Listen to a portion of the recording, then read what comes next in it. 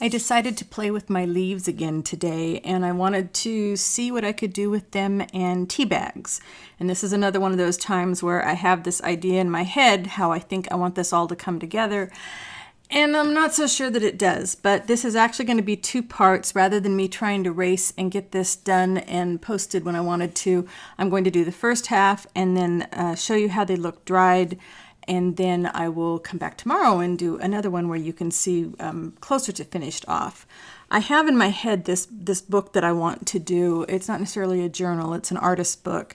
And of course I want to feature my leaves. And so I'm going to be playing around with different ways that I can put leaves down on pages so that as you turn the pages you see the leaves.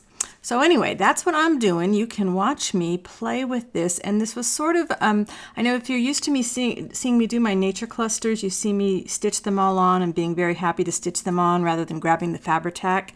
But I knew that that wasn't going to necessarily work for the vision that I had for this book. So I'm trying some matte medium to see if they will work on I knew it would work on the thin leaves, but I wasn't so sure if it was going to work on the fatter leaves. And I'm just having a bit of a play, and I've had this stash of tea bags forever, and I've got to start using them so that I will have an excuse to keep saving them because we go through a lot of tea bags around here. So these are all leaves that I have dried over the last year or so. I have them stored in the studio, and to dry them I usually just put them in between pages of an old book that's heavy. And I've got one tea bag I left that way because I thought it sort of looked like an interactive element where it would fold open. So I'm not so sure that I like the leaves that I ended up putting in there. But again, this is all play, and the big lesson for me with these play times is the same thing that I try and share with as many people as I can, which is let's just play. Let's not worry about the end project. Let's not worry about trying to get something stocked up in our Etsy store or the local, gift shop. I mean, it's really cool if you can, but don't let that be what's driving you to create. And I'm trying not to let it be what's driving me to create. There are some things that I do feel driven to get in the shop, like my digital kits. But for this kind of thing, I want to play, I want to experiment, I want to do things that I haven't necessarily done before. Yeah, I've glued things to tea bags before, and I've glued tea bags to pages before, but I'm going a little bit differently here. And when this whole thing is done, it might be something that just sits on my shelf as an experiment, and maybe it'll turn into be something really awesome, or maybe it'll be a cross in between, or maybe I won't put them in the book after all and I'll do something else with it. But just don't think about the finish line. Let's just think about creating, right? Because it's all supposed to be fun, and we all come to art for different reasons. We come to art to relax. We come to art to de-stress. We come to art to counter our chronic pain conditions. There are so many reasons to come to art. We come to art to heal. We come to art to tell our story, whether it's in painting or art journaling or drawing or junk journaling or whatever. For me, it's a chance just to explore mess making and glue and paper and all those things that we love so much. Oh, that's some of my redwoods. I definitely have to do something with my redwoods. We don't have redwoods on our property here, but they are all around us. And when the storms blow them down, good stuff. So while I was working on these, I had some more dye pots simmering in the sunroom, and that's been really exciting for me to see the different colors I can get from these native plants. And it's a new thing for me. I mean, I've done boiled books, eco printing, which I'm trying to tell myself is really botanical printing, not eco printing. And the reason for that is that I'm not using 100% eco ways. And so it's not really right to be calling it eco printing. I need to start calling it botanical printing. So when you start seeing that shift, that's what I mean. But I'll probably still tag things eco printing because that's what people are looking for. Yes, this is another Susan ramble in no particular rhyme nor reason. But I figure, you're watching me create. You're crafting with me. You're listening to me while I work, and I'm going to go listen to you while I work later on, Gluing natural materials on, I was also hoping that, a little bit of glue and matte medium over things were going to help preserve it a little bit better. But nothing is going to last forever, and certainly not these leaves and tea bags. They will disintegrate over time, and we need to accept the ephemeral quality of our art. And that's hard sometimes, isn't it? We put all this time into something and we think it's not going to last forever. But I'm trying to get better about letting that kind of thing go. I'm just kind of auditioning different things right now. I'm looking at this picture as I'm doing the voiceover, and I'm thinking, boy, I really like that large tea bag behind the one that I folded like a book. So I'm already starting to see the layers of the collage that are going to happen later. And there's going to be a lot more of this kind of experimenting going, because there's so many things we can do with leaves. Trying to think of who I saw. I think it was Nina Ribera that did a wonderful, just a beautiful nature book, and she used tea bag paper to go over the top of her leaves and flowers in her book to hold them down, and then you could still see them through there. And I haven't played with that for a while, but I'm going to do that. On the far left is something I know is going to work really well, is my fennel. The only thing I wished I had was a much darker tea bag for it, because the fennel is very, very flat. Same thing with the yarrow. The yarrow is nice and flat. They're great to use in journals because they don't bump up a lot like the redwood leaves, or they call them. They're not called leaves, are they? The redwood needles. But there's probably a name for the whole branch of the redwoods with all the needles on them. So I hope some of you have been playing with leaves as well. I'm starting to see the hashtag Start With a Leaf pop up in a few places. It's popping up, of course, in our Facebook group and in a few other groups. And I think I've seen a few of them on Instagram. So thank you, all of you that are playing along with me. It's really interesting to see the different ideas. People that can draw are drawing some beautiful leaves. Other people are stitching leaves. I did some more stitching today. I did post that on Instagram. Some more leaf stitching, and that was really interesting. I actually punched some holes in leaves.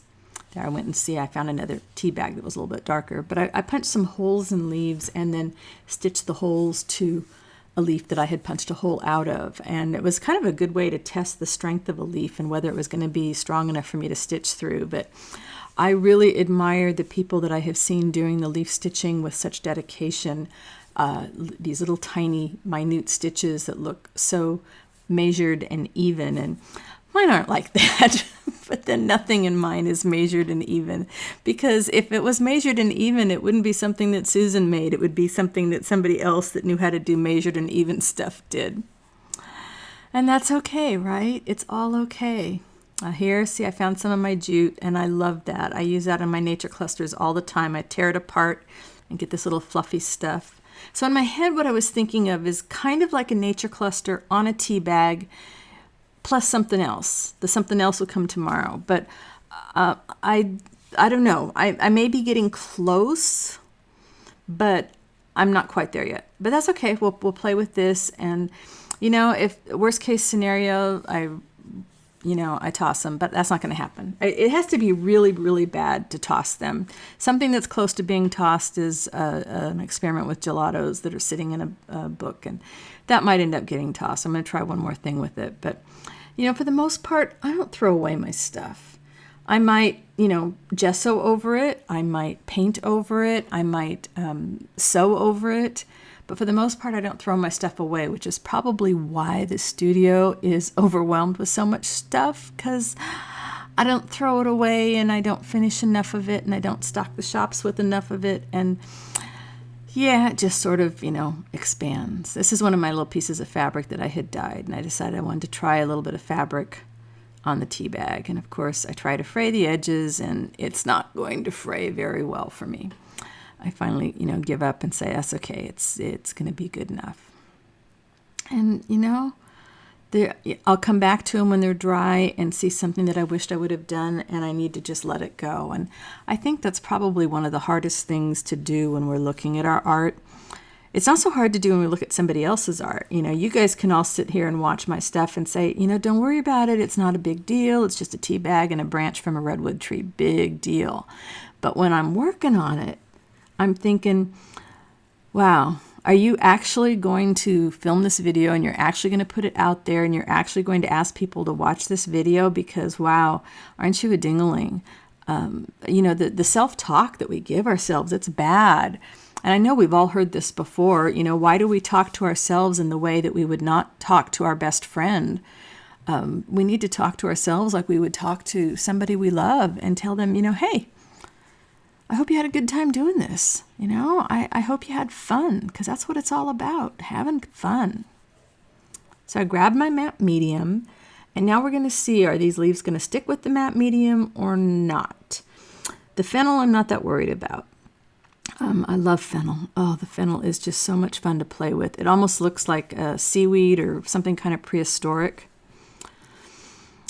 And I'm gluing these down on some silicone cutting sheets I got at the dollar store. They're really great for that. But then I discovered later that I should have maybe done something like wax paper instead. I don't know. I didn't rip any, but it was touch and go for a bit. So getting it all nicely coated with the matte medium. And then I'm going to take a paper towel that I've got wet with water and just kind of, damp. And I'm going to go over it because that will soften the look. So many times when you use matte medium or Mod Podge or something like that, you get that real plasticky look, and I don't want that. So you'll see me throughout this going and grabbing my little paper towel when I'm sure that something is actually down. I haven't done anything with matte medium in, I don't know, probably 6-8 months. It's been a long time. I have not done any gluing. I've been doing so much with fabric and stitching that I have not been doing any gluing. So it was kind of fun to get in here and play with this again. And which, you start doing this, then you get ideas for something else that you want to do with glue. And where's my paper towel? I know I got one.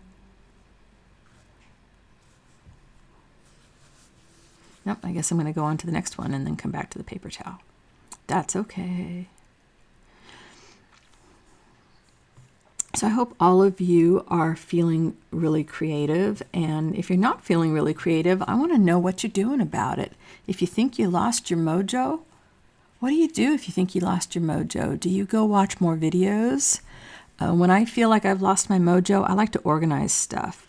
When everything's completely disorganized, I know I'm in the zone, which is kind of where I'm at right now. I've got so many ideas that I'm bebopping around. I got to remember to turn on the camera because there's so many things that I want to do. I've just got so many ideas. And so if you lose your mojo, what do? Do you go in and just kind of sit in the corner in the dark? Because I've been there, done that too. Here we go. There's a little paper towel. But mostly I find that if I touch my materials, if I've been stitching for a while, then maybe I go in and I sort my papers. And if I've been playing with paper for a while, I go in and I sort my fabric. But if I, touch my materials, it tends to generate some ideas or at least a little bit of energy in my fingertips to make me want to go do something else. And then I don't necessarily go watch other videos to get inspired. I will go listen to some powerful podcasts. Lately, I've been listening to a lot of Seth Godin because I really, really like him and his attitude about us all being creative and we just need to get out of our own ways. So I've been listening to that a lot, and that sort of fires me up to figure out how I am going to be creative in my corner and how I can encourage everybody else around me to be creative too. Because I think we're all creative, whether it's with art, whether it's with cooking, whether it's with gardening, whether it's with writing, music. We all have some kind of a special gift in us. And sometimes that gift is recognizing that gift in other people, which is a super important gift. And if you are fortunate enough to have that gift, I hope you're telling the people around you how much they shine. Because by you pointing out where they're shining, it's helping them shine too. And you might find that's a good way to find your mojo again. Go find some people that need to have the light shining on them and point it out to them. Let them know you see them. Let them know they have value. Because the surest way to get out of a funk, in my opinion, is to go help somebody else. It's not to focus on the fact that you're in a funk and that you just don't feel like creating. It's what can you go do for somebody else? And it doesn't have to be a big thing. I'm not saying go buy them a car. Don't take them on a fancy vacation, which of course we can't do right now. All you have to do is go see something they've done. Go see a piece of art they've done. Listen to a song that they've written. Go look at a picture they took, a photograph they took. Go look at a blog post they wrote. Let them know you saw it. Let them know you appreciate the time that they put in to create something and then share it. Because we all want to be seen. We all want people to see us and see our makes, see what it is that we're making. And we all want to share that with the world and know that we have value. And I'm telling you right now, even if you never make anything, even if you are just an art appreciator, and that's a terrible way to put that. I don't want to say you're not just an art appreciator. Even if being an art appreciator is your gift, you have value. We need people to see our art. We need people to talk about our art. And by art, I mean all the arts, all the creative arts, the writing, the music, the singing, the dancing. We need everybody at all stages of their creative journeys to get together and watch each other share their stuff and talk about it and share a blog post and share a video and share a Facebook post. I don't know. That's my 2 cents. So I'm playing with some sari silk because I love sari silk glued down when I see it in other books. I should have grabbed a piece that was ironed. This piece was all wrinkled and I fought with it, and as usual, I made it much more difficult than it needed to be. What a surprise, right? Susan made something more difficult than it needed to be. That never happens. Okay, that always happens, but I eventually just gave up and just smeared it with all kinds of glue and squished it down, and it, and I moved on. I moved on because what else are you going to do? What else are you going to do? You just need to roll with the little pieces that are happening. And I could get to the end of this and I could say, no, I'm not going to share it. I'm not going to post it. But I already know I will. Because that's one thing that, a vow that I have made for this next year is not holding back. If I'm working on this and I stick my finger through a tea bag and I make a big old hole in it, that's what you're going to see. If I crunch the leaves and they're crumbly all over the place, that's what you're going to see. Because you're not going to learn anything if I hide all the messy bits, right? And I'm not teaching you anything new. We all know how to glue. What I'm teaching you is to try, or what I hope I'm teaching you. And I'm not even teaching, I'm encouraging, I'm asking you to try. If you're sitting there watching this and you're saying, oh, I want to do something creative, but somebody's going to judge me or somebody's going to say, don't do that. Don't listen to them. Just go try. Just go play. Because boy, playtime is so much fun. It really is. And I held myself back from play for years. Long before I started the YouTube channel, if it wasn't something work related, and by that I mean my day job in corporate or going off to teach writing or, coming home to, work on my books, if it wasn't work related, I didn't feel like I was supposed to be doing it.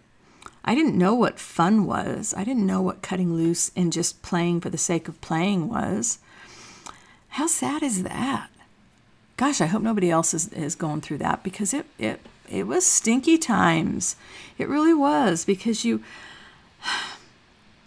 just get in this hole and you think, well, this is my job. This is my day job. Okay. This is what gives me my paycheck and my benefits. I got to do that. Okay. This is my commitment to my publisher. I got to do that. Okay. This is my commitment to the class I'm teaching. I've got to do that. And part of it was, of course, exhaustion after working three different jobs at the same time, but mostly because I'd spent my entire life being so serious. That was what they would write, on report cards. Susan is much too serious. Susan doesn't laugh enough. Susan doesn't know how to play. So I'm really glad that now, finally, I figured out, number one, laughter is good. My husband and I laugh every day. And play is really good.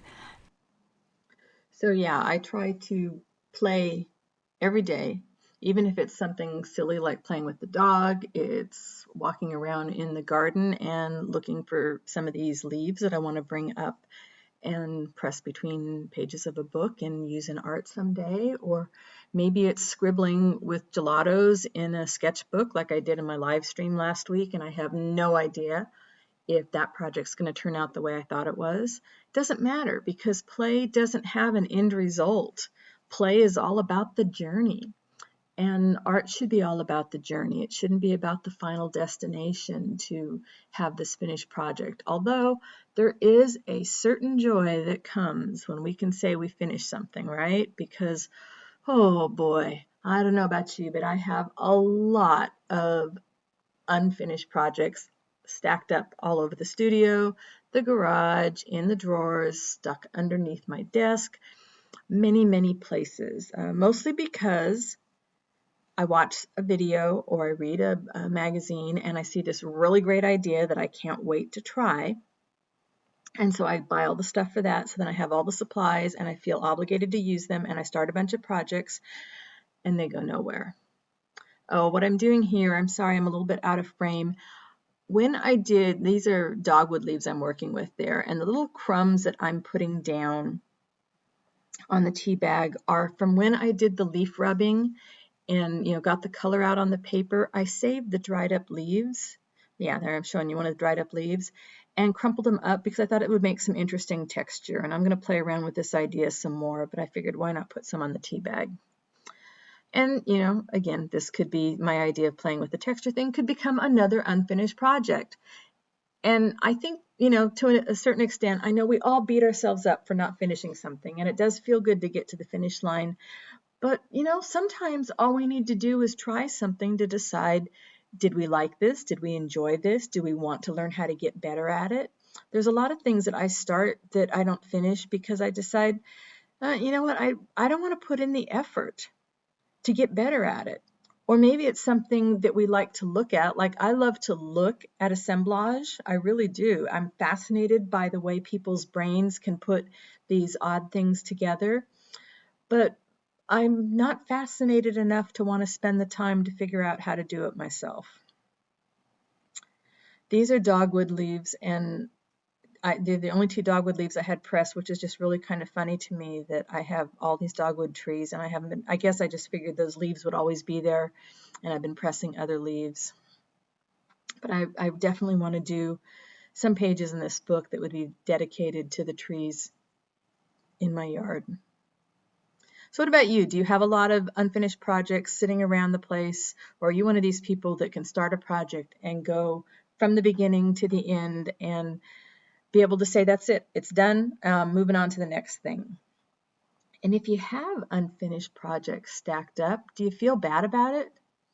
Because boy, guilt, I don't want to carry that suitcase. I absolutely do not want to carry a suitcase full of guilt with me, not guilt about anything. I try to be a good person and be nice to other people and not do things that I have to feel guilty about, because guilt seems to weigh a lot heavier than anything else that I want to carry. I would rather carry with me wonder, curiosity, surprise, laughter. I would like to carry some of those positive things. I don't want to carry guilt. I don't want to carry depression. I carried depression for a long time. I don't want to carry it anymore. So I don't want to feel guilty about those projects because maybe they taught me something. I've got a lot of watercolors sitting in a drawer, and I'm going to dig those out one of these days and see if I can give them a play to at least just get some color on the page. But it's one of those things when I look at something that somebody else has done with watercolor, just these simple backgrounds, and they look so effortless when I watch the video and I watch them just dab the brush into the watercolor pan and smear it around on the page, and it just looks like, I don't know, it just blossoms. It looks wonderful. That's something I think I'm ready to put the time in to figure out how to get better at it. But I need to set aside the time. I want to use those watercolor, pans, and I want to use some of the neat papers. I think going forward, I'm going to probably do a lot more back with my papers. I'm going to go back to some of my torn paper collages because I miss that. Not really a focus on my ramble today. And because some days I feel like I don't want to beat you over the head with, you're awesome, we're all awesome, let's go play nice together, because that's sort of, Pollyanna me, and that's sort of where I live, is in Pollyannaville. And if you don't like it, I'm sorry, but that's just my personality now. I worked really hard to get to that point in my life where I could be Pollyanna most of the time. And if I'm not, I tend to be able to shake out of it a little bit faster than I used to, at least. And that means that my life is a whole lot happier, which means that energy that I used to put into carrying around those suitcases of the icky stuff, it means now I can put that energy into doing fun things like playing with tea bags and art. I really want to make a tea bag book. If you've made a tea bag book, let me know down in the comments and give me a link to it. I have seen some really, really cool ones lately, and I kind of got some ideas playing around, but I don't really have a format that excites me enough to dive into it yet. But I figured starting to play with the tea bags on pages would be a good thing. I have a piece of, you see, I'm out of frame again, sorry. It's a piece of fabric, and I was thinking that maybe I could make it not quite a dangle, but just kind of more interactive. That idea didn't go anywhere, but I can sort of see, you know, maybe when I put it into the book, then I would put the fabric on another page and kind of, it's hard because I'm not thinking in terms of journal. I'm thinking book, artist book, with no room for, you know, papers to write on. Although there's no reason why you couldn't do this sort of a thing on tea bags and then put them as pages in the journal, or make them, attach them to fabric, and they could become fabric pockets.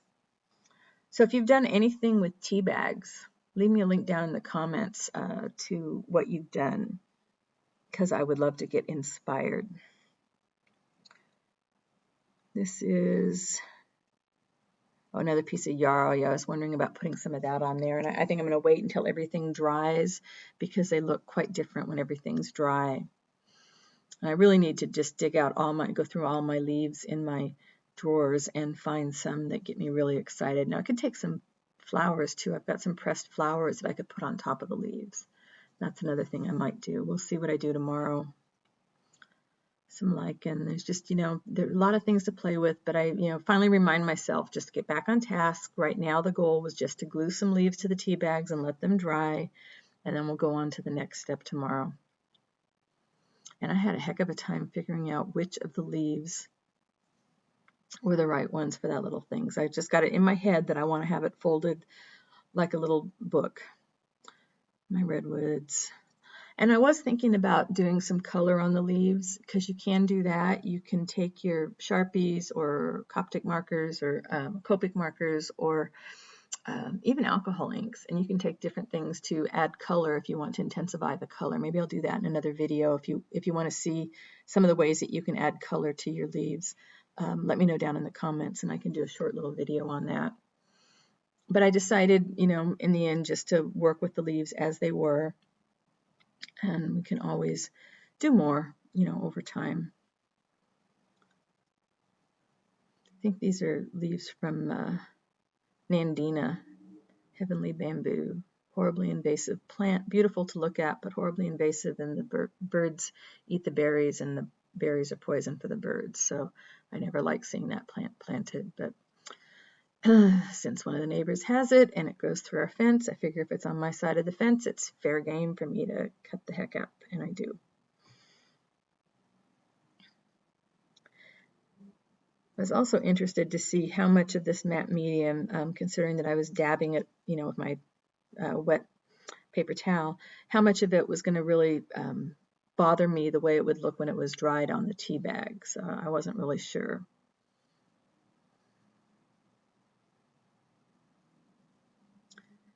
I think I was contemplating doing something else with, oh, no, I know what I was thinking of. Which one was going to go, we're going to have the blank spot up above or down below. It's like any collage project, whether you're working with paper or leaves or fabric, you've got to audition all the different things that you're going to put into it. Now, yarrow I knew was going to be another easy one to glue down, because when you dry it, it gets so flat, really, really lacy flat, which is great.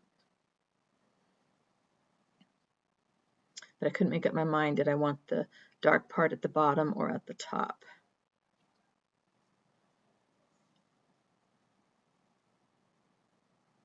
And then which way are they going to curve? Decisions, so many decisions, and even when all you're doing is playing, right? Because it's still got to feel good. It's got to, you know, have that right feel to you. I finally decided the little fronds showing at the top. So let me know down in the comments what you are working on lately.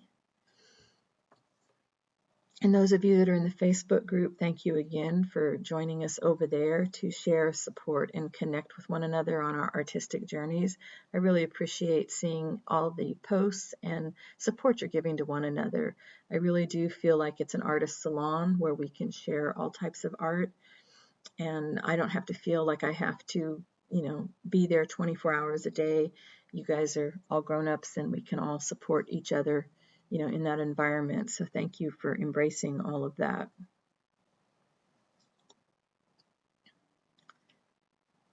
It's going to be a lot more happening with the yarrow and the fennel since they're so flat. They're great for doing any kind of contact printing as well, because you can you can do them with the boiling or the steaming. You can cover them with ink or paint and stamp with them. You can use them for jelly printing, and they're so lacy.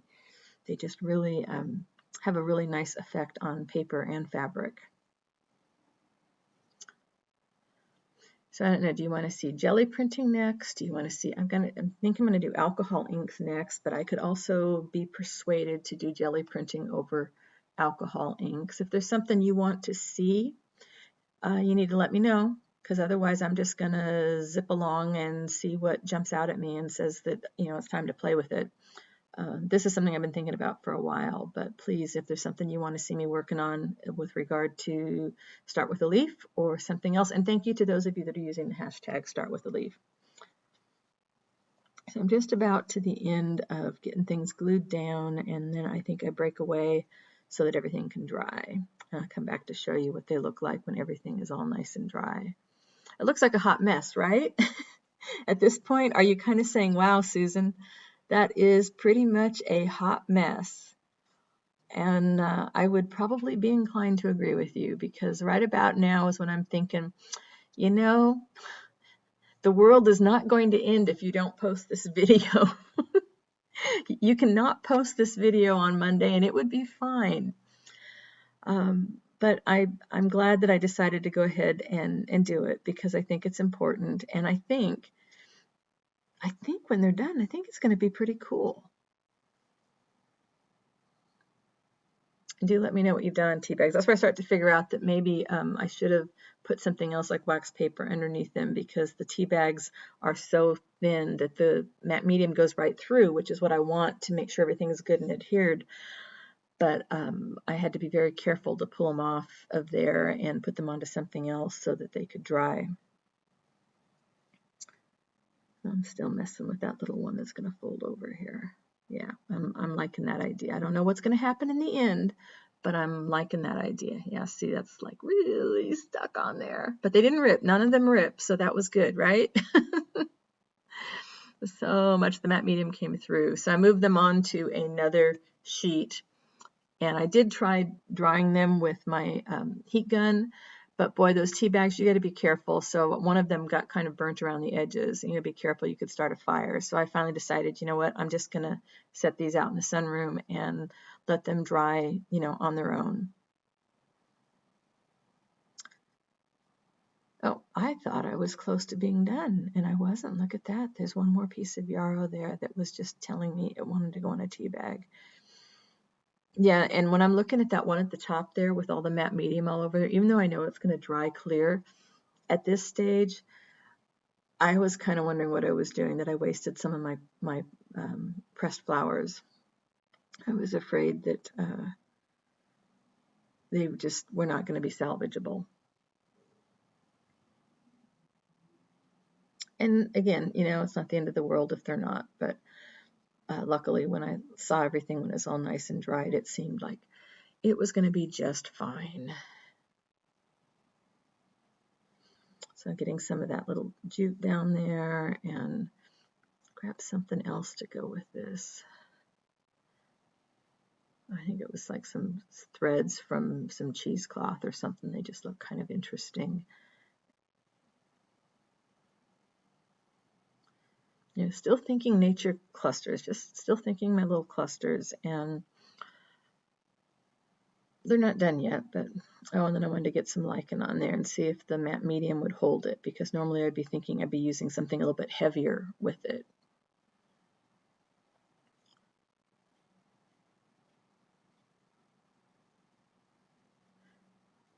Do you dry your leaves and flowers? I, for a while, was obsessed with looking at all sorts of versions of how people do it, and I've tried ironing them, but I don't like the texture that they get when you iron them. And of course, you can iron them between wax paper. That's another fun thing to do. It's a totally different look.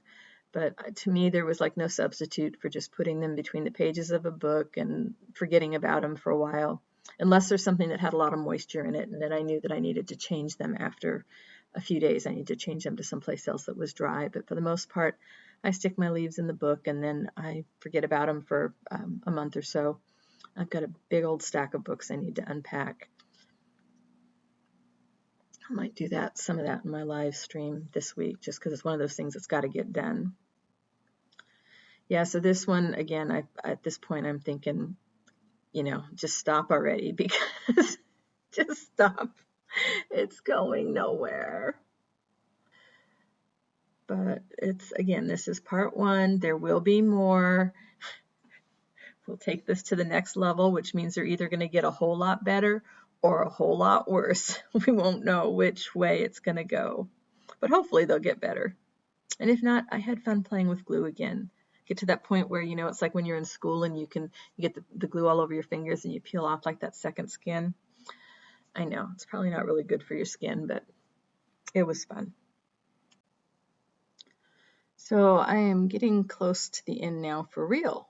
I thought it was before, but I can tell this is the last one here.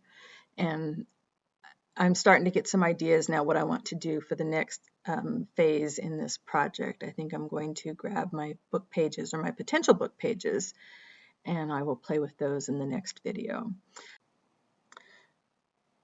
So here we are. They are all nice and dry, and I'm impressed. I'm pleased. I'm happy. These are a good first step for what's coming next. What I really liked about the way the matte medium dried is it just sort of looked like more tea stains in there. So some of them are a little harder to see. The fennel there, the very lacy fennel, would look better on something that was darker, but that's okay because I'm gonna do some things to it. So that is what I have for you today, and I hope you enjoyed watching this. Let me know down in the comments what you are working on, what you think of this, and then go out and create some awesome art and share it with somebody. I will see you next time. Bye for now.